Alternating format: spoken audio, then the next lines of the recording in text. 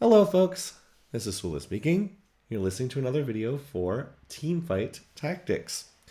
We're back with Teamfight Tactics. Yes, haven't been playing the game much since set 15. Not really my cup of tea. But there's a new set, well, not really a new set, an old set that's come back again. This is the set revival for set 7.5. That is the Dragon set, for those who might remember. And this was actually one of my favorite sets. It seems kind of weird because this was one of the buggiest sets and like most poorly balanced sets that I can recall. And yet, I really enjoyed set 7 as well. Despite like all of its flaws, I did enjoy this set quite a bit. It's definitely not in the same category as the best sets in TFT's history. I think it's pretty clear that the best sets were some combination of sets 4, 6, and 10. I think I would probably say set 10 was probably the best overall. But this is probably like one step below them. Like if those sets are like I get like an A rating, then this is probably like a B plus. And between the two halves of the set, I do think that set 7.5 was better than set 7. That's because set 7.5, which is what we're playing here, dropped the really, really dumb restriction in the first half of the set that only allowed you to play one dragon unit at a time. That never made any sense. That was always a really bad decision. The second half of the set killed it off. And so here in set 7.5, if you want to play a whole bunch of dragons, you can play a bunch of dragons, which is, again, just a much, much better setup overall. So we're going to be seeing some of that in this game. And we're actually going to see a Scalescorn team composition that's featured around Olaf and featured around Diana. I got the inspiration to go for that right here when I had both a Lilia and a Braum drop on this. Was it the third minion round? I think this is the third minion round. I had both of them drop and I was like, okay, cool. Seems like it could be a Scalescorn game. Now, one problem with the set revival, something that has plagued every incarnation of the set revivals, the balance is not very good. And it turns out that Scalescorn is pretty severely overtuned. We also are going to get this. We're going to get a prismatic emblem to start the game. Now, we knew we were going to have a prismatic emblem because the initial encounter gave us said it was going to be prismatic. So I looked at this and I was like, okay, Tactician's Crown, or Kitchen. I always like this one, gain a random emblem after 6 combats, gain a Tactician's Crown. I get a Bruiser emblem, which is perfectly fine. It plays into the team composition that I'm planning to go into. Now, Bruiser Crown's not amazing for playing Scalescorn, but it's not terrible. It does open up the possibility of playing 4 Bruisers. There also is a Bruiser variation of this where you can look to play Scalescorn plus a whole bunch of Bruisers, but I don't think that that's as strong as the version that I'm going to be playing, which plays into the Whispers trait and a couple of other synergies. So this Bruiser emblem is not going to do anything for me right now, but it's actually not bad, and it's going to allow me to play this team composition. So I'm just going to slot all my items on various different units. I have the 2 Scalescorn units in. I have a random 2-star Senna that I put in the back line. Senna can hold items that are going to go on a future Olaf. I mean, she's not going to hold them particularly well, but it's better on her than on Braum or Lilia. And because this is the set revival, we have a golden item remover, so we can always pull items off different units if we want to. So that's why I'm just putting all the random items on random different units. And then I'm also going to hold 2 out of 3 Nasus's and 2 out of 3 Leonas because I can put those in to help Braum out, and I'm this close to hitting a 2-star 1 cost. I might as well grab those units anyway. So yeah, this is the set, again, that had dragon units in it. If you've never played set 7 before, the dragon units cost more than the normal units. They are only in the 3, 4, and 5 cost versions. There are no 1 cost or 2 cost dragons. And they have higher costs, they have higher stats, and they also take up 2 team slots. So that's kind of the other gimmick. They're like the Colossus units from set 6.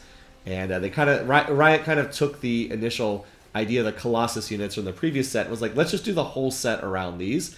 Did it work? I mean, kind of. As I said, this was not an especially well-balanced set. There were a lot of problems. This was an extremely buggy set, but it was still pretty cool.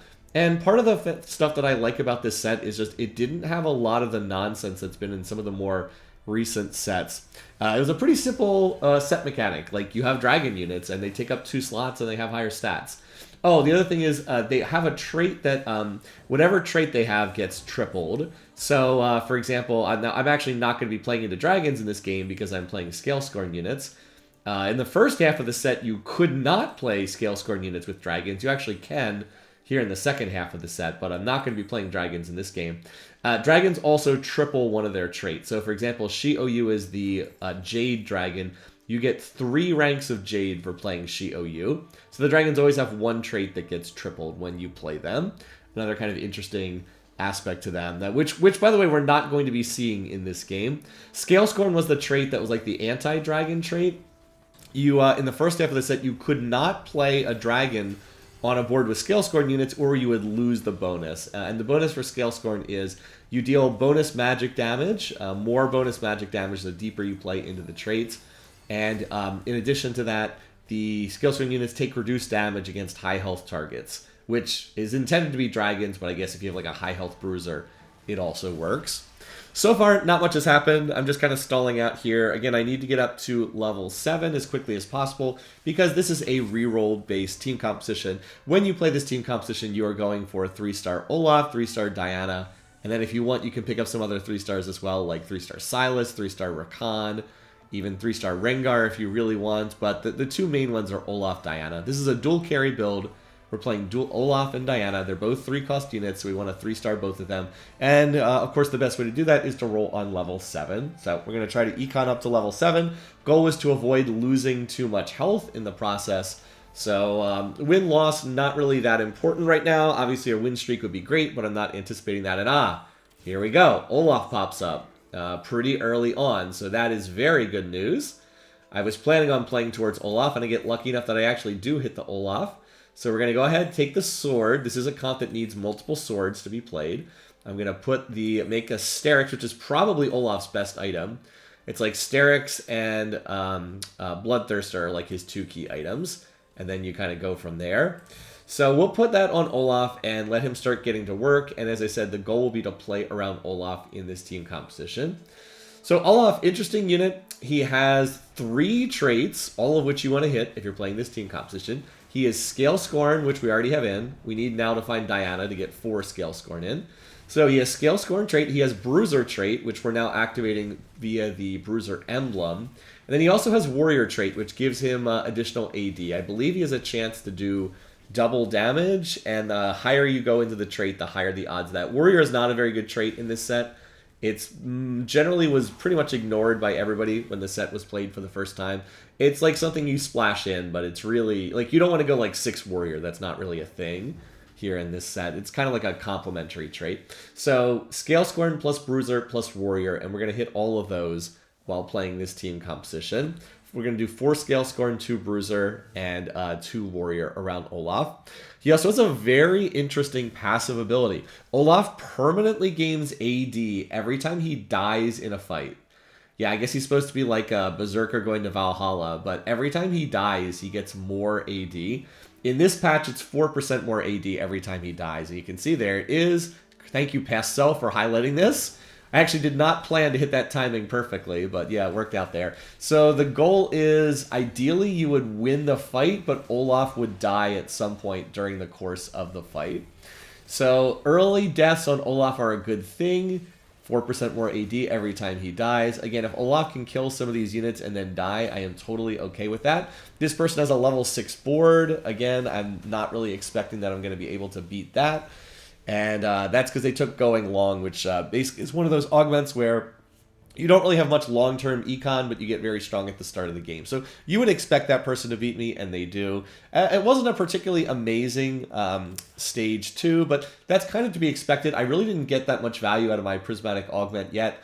I got the emblem, but that's not really doing a whole lot just yet. And then in addition to that, my comp doesn't really come online until I get to level 7, and plus I haven't gotten the Tactician's Crown yet. I'm going to get the +1 team size shortly here. But, you know, I was able to not lose too much health, considering I lost 4 rounds. Being down 20 health is not that bad. I already have an Olaf. He's stacked up a couple deaths already. I have one of his key items in the Sterix, so that's pretty good. I get another sword, which is great. Now I just need a cloak for a Bloodthirster. And then, oh my goodness, look at this drop. I get a Silas and a Diana. Those are 2 of the most key units when playing this team composition, so that is absolutely fantastic. I can't wait to get that. So I will level, and I put the Silas on the board, but I actually need to put the Diana on the board. I do recognize that after minutes. Silas is going to go on this board as well. He provides Bruiser trait, and I will put the Rakan on the board for right now because I actually don't need Bruiser trait from Silas just yet. We will also go ahead and make a Titans, which is going to be a good item on Olaf. And then I want to get that Rod off him because the Rod does not really do anything for him. So a lot of item movement around here. Obviously, I would play this differently if I didn't have the golden item remover, but we'll put the sword on Olaf. We'll put the Rod on Diana. Olaf deals physical damage. Diana deals magic damage. And we will hold the Silas, even though I'm not going to play the Silas just yet. I also have 3 Guardian, which is more Guardian than I need. I definitely need to pull one of these units out. Now that I have the Rakan on the board, I don't need the Leona. I can drop the Leona here. She's not needed. She is my only 2-star unit at the moment, but she's not doing anything. I don't really need her for tankiness. I can drop her and I can play the Yone instead, and that's going to put Warrior trait in play for Olaf, so just so he gets a little bit more damage. Now it's time for me to pick my second augment. This one is gold. I did think about Care Package. It's definitely not the Thorn Mail. This is not a tank-based team competition. Healing Orbs was interesting too, but I thought Vampiric Virality was a little bit better. Your units gain 12% Omnivamp. You heal for 12% of the damage you do to enemy tacticians. So that's your little legend actually heals as you deal damage to enemies. That's pretty minor. It's not really that big of a thing, but you might heal back like 5 health, 10 health over the course of the game. So it's not bad. The main reason why you take it is your units gain 12% Omnivamp. And that's going to be pretty nice here, I have to say. It's going to be pretty decent because, this is a melee-based team composition. So my units are going to be, I'm not going to have a bunch of like backline units that just stay back and are protected. All my units are going to be taking damage. So more lifesteal is going to be great on units like Olaf. It's going to be great on people jumping in the back line like the Diana and the Rengar. By the way, Assassin trait back in this set. Yeah, all the early sets had Assassin trait. That was removed from the game starting in, I believe, set 9. They took out Assassin trait. But this is an old set come back again. So we do have Assassin trait. And I'm going to have Diana and Rengar jumping in the back line. For those who might not have seen this in the older sets, Assassin trait was always the same in every set. Units gain critical strike chance and critical strike damage. Their abilities can innately crit. And they jump to the back line at the start of combat. In fact, it's going to be pretty easy to cheese some of the enemy boards because people at this point in time are not familiar with Assassin trait, and they don't know to like position their carries to avoid getting jumped on. I believe I'm also like one of the only people in the lobby playing Assassin trait. This is a lobby that ended up being very heavy on Lagoon trait, and what was the other one that people? I guess multiple people were playing Dragonmancer. It was like a Lagoon Dragonmancer lobby. People were going very, very heavy into these. And because the initial augment was prismatic, a couple different people took like heavy econ augments and just like did not really make any attempt to field much of a board for the early game. So I'm hoping I can take advantage of that and maybe farm some of these people here. Remember, my comp doesn't really come online until level 7. The nice thing though is I can kind of play my full board at level 7 because I have the Tactician's Crown for +1 team size. Normally you need to be level 8 to play the whole board.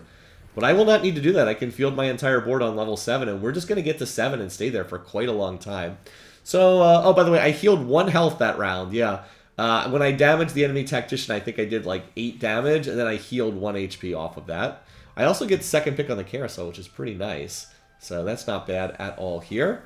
What I really want is a cloak so I can make Bloodthirster on Olaf. That's going to give him more lifesteal and the shield. There's also a cloak on a Diana, so this is absolutely perfect.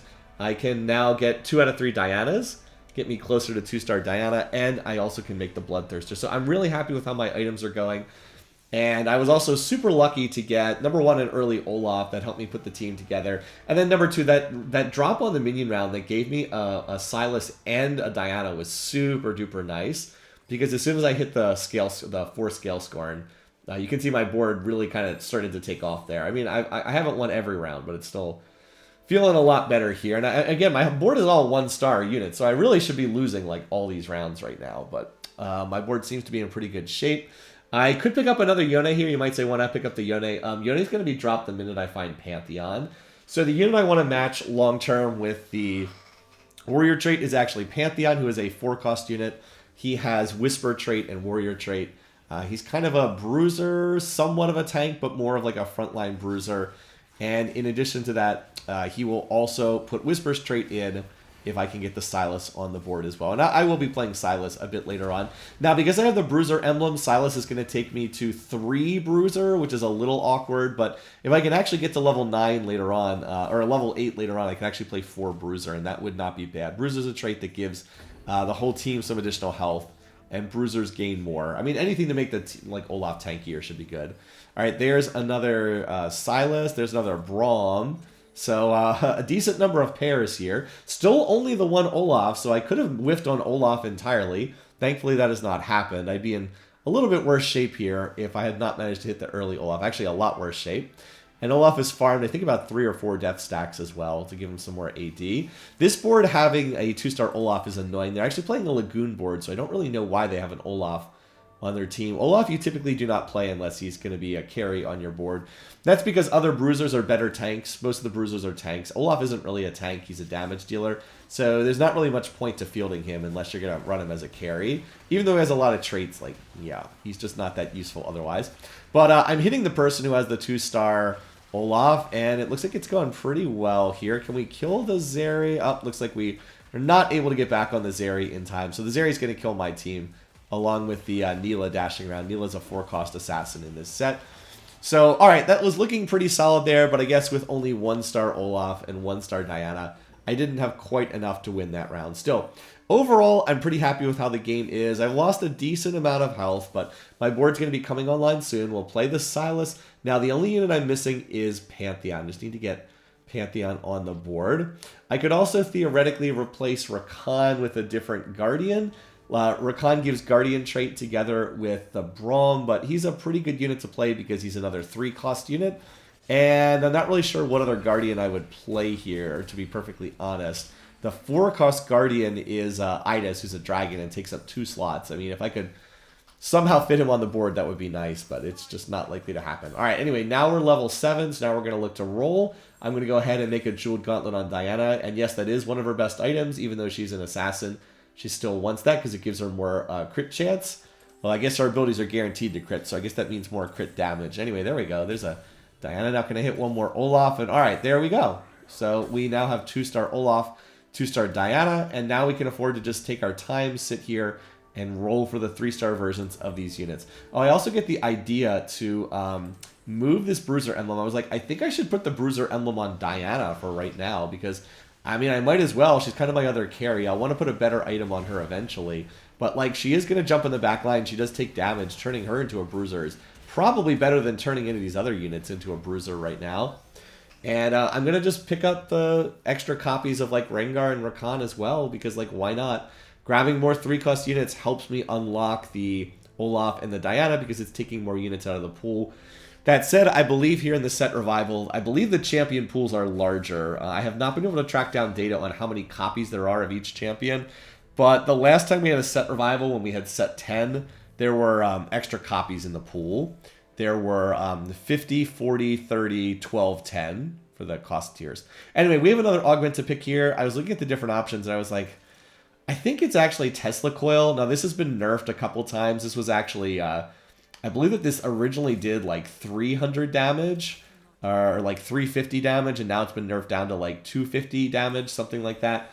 It means that your units deal bonus magic damage if they have 3 items on them. But I figured I kind of had 2 extra items above a normal game here. I had the Bruiser Emblem, which counts, and then I also had the Tactician's Crown, which also counts. So I have like 2 additional items, which means I should be able to get more champions that have the 3 items on it to activate Tesla Coil. So that seemed like it would be worth doing to me. And yeah, I think it was a decent choice. None of the options there stood out as being like especially great, but I think that one was the best choice. Now that I've kind of finished with my board, I can focus a little bit more on positioning. You can see in this fight, the Diana just instantly jumps on top of the Zeri in the back line and just deletes her. So like this fight's not even remotely close. Did they kill even 1 unit on my board? I think 1 unit died on my board. The Braum got taken out. Every single other unit on the other team died. So that wasn't especially close. And as I said, my board can get way stronger than this, but we can be patient. We can just stay here on level 7, and we're just going to slow roll, try to 3-star our 3 costs. And the good news is I am uncontested in this lobby. There is no one else playing the Scalescorn board. And anyway, there we go. There's Pantheons. Now, get out of there, Yone. You're not the one we want. We want Pantheon on this board. Now I have, this is essentially the full board here. As I said, I could later on look to add, as I said, another bruiser because I have the bruiser emblem. I could shove another bruiser. Like, there's a Jax in my shop. I could put Jax in on level 8. And then that would get me to 4 bruiser, but that's basically it. I mean, I guess I could also put a mage in, but I really don't need mage trait. And the mages on this board are Silas and Lilia, and neither one of them is a particularly key unit. Silas is kind of the main tank for this board. It's a mixture of Silas and Pantheon, although Pantheon is more of a damage threat and less of like a tank. But like these fights are not especially close. There was a pretty strong set on that other board, but again, set's a one cost unit, and if you still have 2-star set as your main carry on stage 4, it's probably not going to go that well. I should also mention this was played on the first day of the set revival, so I'm sure a whole bunch of these people were not terribly familiar with set 7, probably didn't really know what like the builds look like, and maybe people are just experimenting. So some of these team compositions maybe not as strong as they would be. In like a week or two, anybody still playing the set revival will have internalized the game a million times, and we'll just be getting like repetitions of the same stuff over and over again. On that note, the set is not balanced. We have data from the TFT websites that track this, things like MetaTFT and Tactics.tool, and the set is very poorly balanced. Again, that tends to happen with the set revivals. It's unfortunate because it's probably going to kill the replayability of this set, but yeah, the set is not balanced, and Scalescorn is severely overtuned in this set, like severely overtuned. It's not especially close. I will move the Bruiser emblem over to Pantheon so he gets a little bit more tankiness. Scalescorn, let me put it this way. If you have a 3-star Olaf, average placement for 3-star Olaf, when I checked it, was 2.96. Yeah, 2.96 if you 3-star Olaf. And it was the same thing for Diana. They actually had exactly the same score, average placement. They both had 2.96. Because anyone who's 3-starring Olaf is 3-starring Diana as well. So that like makes sense that they're basically identical in the data. Because these two units are always played together. And neither one really gets played in other team compositions either. Like you don't play... You would never 3-star Olaf in like a non-Scalescorn team composition.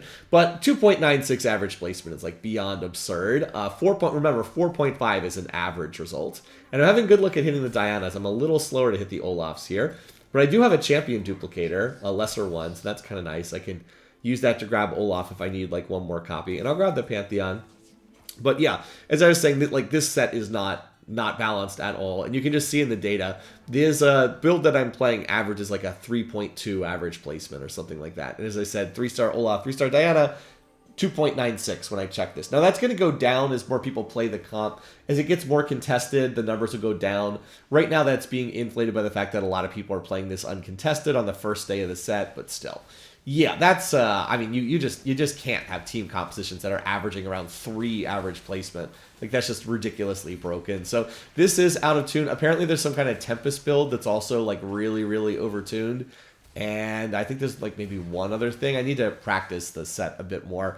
So I'm looking forward to playing the set. I'm worried that like in a week, there's going to be like 3 team compositions that are viable and everyone's playing the same 3 things and that the set's going to be really boring. Because that's what killed the set 4 revival. The balance was atrocious.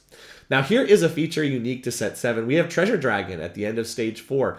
You get a Treasure Dragon with a bunch of loot basically. And you can take the option or you can reroll it. I looked at this and I was like, I think I'm going to take this, even though the Gunblade's not amazing. I just wanted the 10 gold. I wanted the 10 gold to keep re-rolling. And I figured the Gunblade was actually not a terrible option. I could put it on Diana. So I was like, okay, that's fine. And then I have 3 Reforgers, which is also nice. I also wanted the option to reforge some of this stuff as well. So I tend to take what's offered pretty quickly. I am not one of the people who just like re-rolls and re-rolls and re-rolls and re-rolls, trying to get like the most perfect thing possible. I think it's often best just to find whatever it looks like it's going to fit reasonably well and just like save your money because like I got a chance to re-roll there.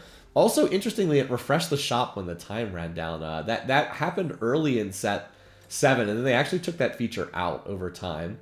Oh, here I get something really nice. I get the option to make an Ionic Spark, which is a quite good item on the Diana because she needs a way to armor shred or magic resist shred the enemy team. I do also have some magic resist and armor shred and MR shred on Whisper trait. So the Whisper trait, the way this works is Whisper's units, whenever they damage an enemy, they reduce its armor and magic resistance by 20%. They also shrink the unit, get visually smaller. As you see me reforging this item into a Bramble Vest, which I'm okay with. But anyway, they will shrink the enemy unit, shred their armor and magic resistance by 20%, and then each additional attack against the target gives Whisper's units stacking AD and AP, additional physical and magic damage over time. So it's a scaling trait that also is like a debuff. It's kind of weird. Anyway, long story short, I have Silas and the Pantheon up on the front line who can do some armor shred for Olaf, but I don't really have any way to get some MR shred for Diana. So that's why the, and by the way, Diana goes 3-star there, very nice. That's why the, what's it called? The Ionic Spark is a nice item on her because it allows her to get an MR shred on the back line. Here, I also decided that I was not going to go for 3-star Rengar and Rakan. They're both just in there as trait bots. I will go for the Silas because I already have 5 Silases, and of course I'm going to go for the Olaf. But I figured I didn't really have the econ to go for the Rakan or the Rengar. As I said, they're just trait bots. They're not really important on this board. I could theoretically replace the, Rengar. I could replace Rengar with Neela, who's a 4-cost assassin. And that would be a little bit better, but I was like, I have 2-star Rengar. That's good enough. And I'm not going to go for 3-star Rengar. And I'm going to save my econ to keep rolling for Olaf here. Good news is my board just absolutely has been cruising. I mean, we're on, what, a 7-match win streak? Something like that? Yeah, 7-match win streak. Most of these rounds have not been close at all. As you see me pass up the Rengar there to try to save econ for hitting the units I actually care about. All right, well, there we go. There's a Silas. I did get a long run of Rengars here, so I was like, I guess maybe I should have gone for Rengar 3.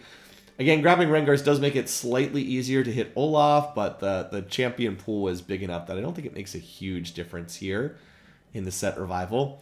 There's normally 18 copies of the 3-cost units in the TFT pool. I believe here in the set revival there's 30 copies. Again, I could be wrong on that because I haven't seen data, but that's what it was in the set 10 revival.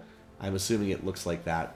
Well, anyway, this person is trying to play a bunch of dragons. They have a Terra, they have a Soam in the back lines, but guess what? Soam does not especially like having Diana jump right in his face and kill him. So that Soam does absolutely nothing, and the tankiness of the front line is irrelevant because my assassins just cheese the back line at the start of the fight. Yep, this is the old set experience. Those assassins can just absolutely ruin your board if you're not positioned for them, and that person was not. So I think that board was pretty strong, but with the 2-star Soam and the Terra on the front line, but absolutely irrelevant. It just does not matter because my assassins kill all their damage, and then that's that. One of the reasons why I don't think that assassins were particularly good for gameplay. You win or lose way too many rounds just based on positioning. And, I mean, I think my board was stronger than that one anyway, but the fight was irrelevant as soon as we jumped in the back line and cheesed the Soam. Now I'm going to take a Titan's Resolve. That's a good item on Pantheon, and then that'll allow me to move the Bramble Vest over to Silas. So we're just going to continue shuffling these items around. All right, there we go. Bramble Vest on Silas. All right, so now I just want one more Pantheon. Hope they can hit that. I still need a few more Olafs. I'm close on the Silas. I'm also getting there on Olaf. Olaf is certainly taking his time showing up. Considering that no one else is playing Olaf, I wouldn't say I've had great luck in finding him in this lobby. But, I mean, I'm basically guaranteed to hit him eventually because nobody's playing him, and I'm just staying here on level 7 re-rolling. Now, this person is level 9, and they're playing Dragonmancer Yasuo. They have a 6 Dragonmancer Yasuo, which is a pretty strong. Yasuo's a 5-cost unit in this set. Or wait a minute. No, they have Tempest Yasuo. Never mind, that's wrong. They have Tempest Yasuo. They're playing... Yasuo is innately a Dragonmancer. I forgot about that. So they are playing Dragonmancer Yasuo, but they've turned him into a Tempest unit. You can see this unit's very strong. But I think that Diana has got him eventually. Diana, every time she casts, she puts those orbs on her. And I've actually been lifestealing, by the way. Not just my units lifestealing. My little legend is lifestealing, too. I'm all the way back up to 74 health. Remember, I was down around 60 health earlier. So I've healed back about a dozen health in this game. And yeah, I'm getting a million Rengars here. All right, so there we go. Now I'm up to 8 Silases, 8 Olafs. Now I just need one more. I could roll for it here, and like if I was worried about dropping my win streak, I absolutely would roll for it here, try to maintain win streak before the minion round. But I'm pretty convinced I beat this board anyway. This 9 Lagoon board, I think I can get this. And this person actually did move their Soam over to the left-hand side. Good for them. They did dodge my assassin. There's also a Neela with the Spectral Cutlass who's trying to cheese my backline, but joke's on you, I don't have a backline. I don't have a backline unit for Neela to cheese with the Spectral Cutlass.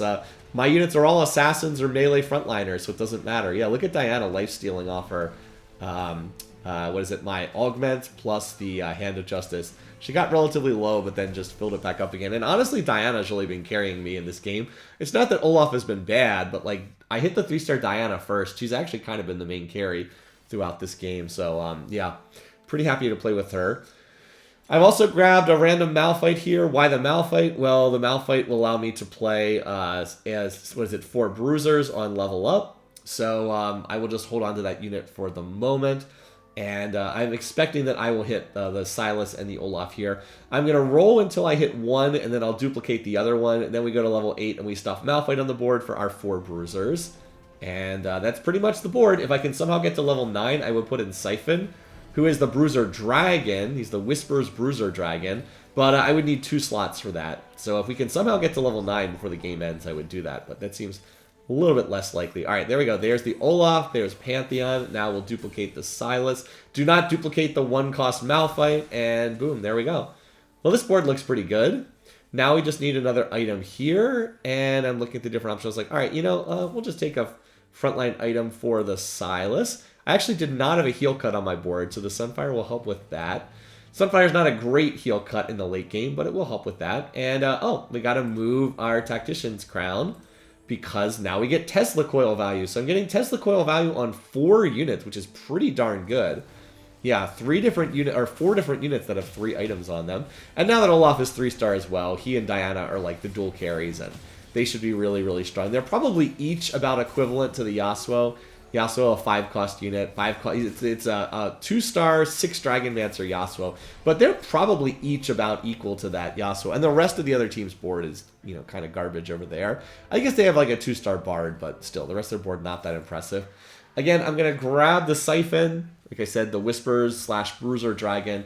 And if I can get to 9, I will take them out. I will take out the stupid Malphite and play that unit. But I don't think the game's going to last too much longer here. I've got one more round against the 9 Lagoon player. So remember how they positioned to dodge me last round? Look, they're popping in to check on where I am. They probably think they're safe, but nope, I can play the repositioning game too. And I'm going to slot the Olaf and the Diana over. And oh, poor Soam. Poor Soam. Yeah, that Soam's not going to get to do anything, is he? Boop, boop, boop. Diana just pops him. I even had Malphite back there tanking the damage from the Neela for a couple seconds, because Neela's the other damage dealer on this board.